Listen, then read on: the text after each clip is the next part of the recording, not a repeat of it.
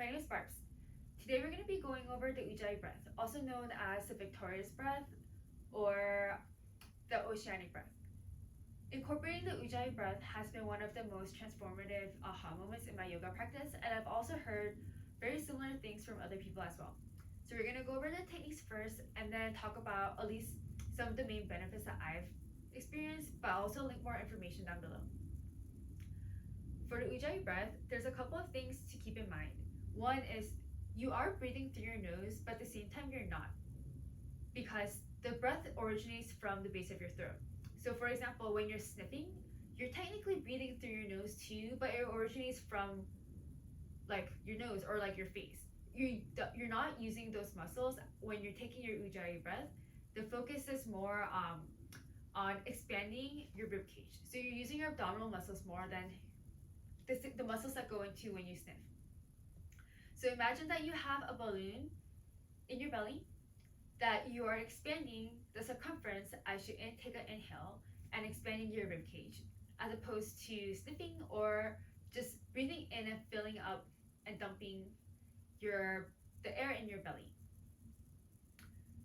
The second thing to keep in mind is whenever you exhale, you're pulling your navel to your spine.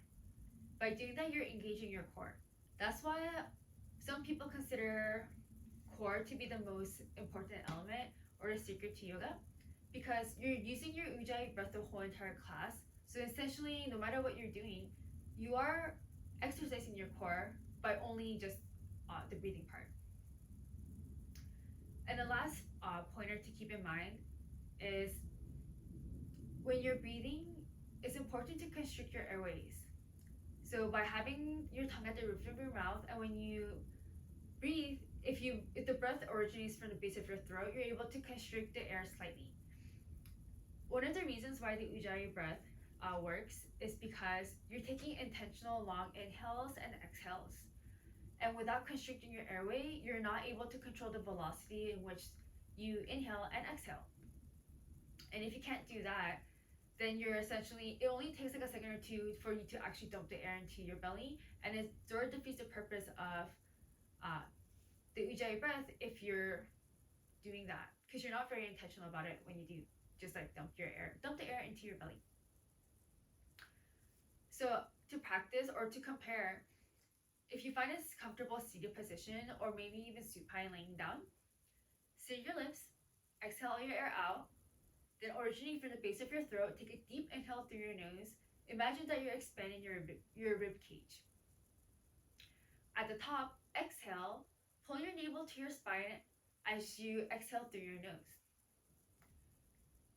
Remember to constrict your airways when you do that, because that's what creates the deep hollow sound. Try that for a couple of breaths and then try breathing just normally, and you can see how by constricting your airways and the other two techniques, the breathing becomes a lot more intentional than if you just breathe normally. Some of the benefits that I personally experience in the Ujjayi breath is, one, being present.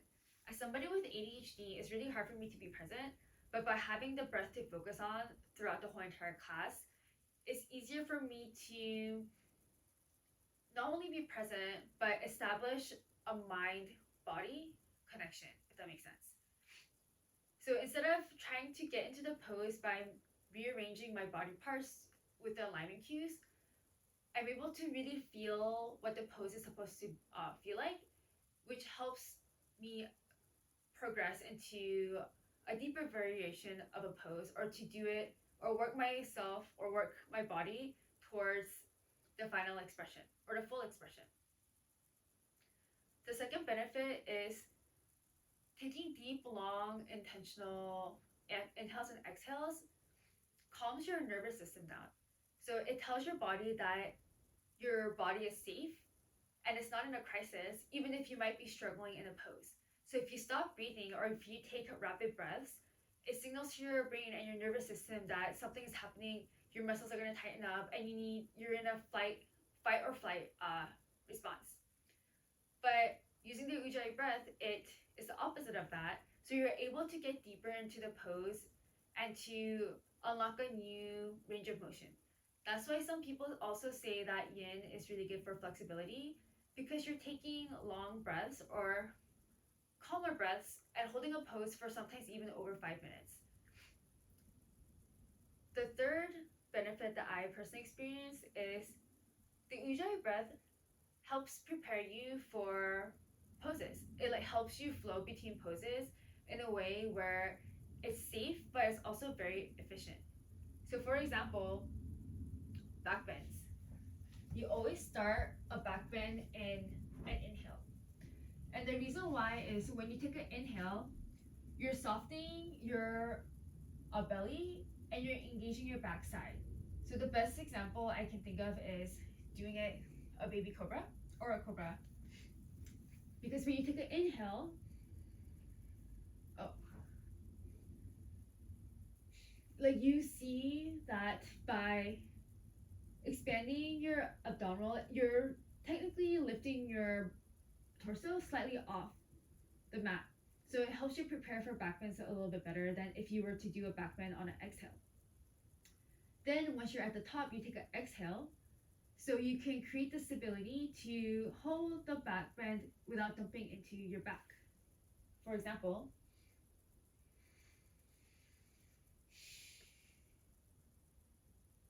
if I didn't have core control, I might, maybe not in baby cobra, but in other back bends like a wheel, I might be dumping into my low back, which you only have one back, so it would be nice to not give it injuries.